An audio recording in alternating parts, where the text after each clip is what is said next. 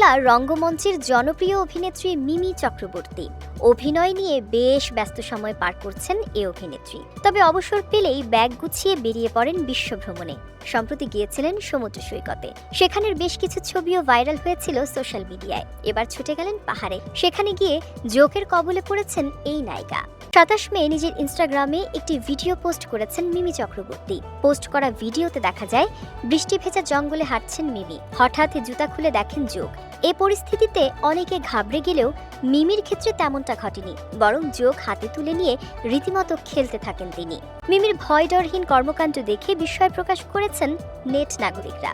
অনেকে উদ্বেগ প্রকাশ করে সোশ্যাল মিডিয়ায় লিখেছেন, তোমার ভয় লাগছে না? অন্য একজন লিখেছেন, তোমার তো একটুও ভয় নেই, তুমি খাত্রকা খিলাড়ি।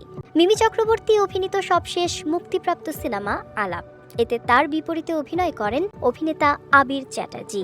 মিমির পরবর্তী সিনেমা তুফান, এতে তার বিপরীতে অভিনয় করেছেন ঢাকাই সিনেমার সুপারস্টার শাকিব খান।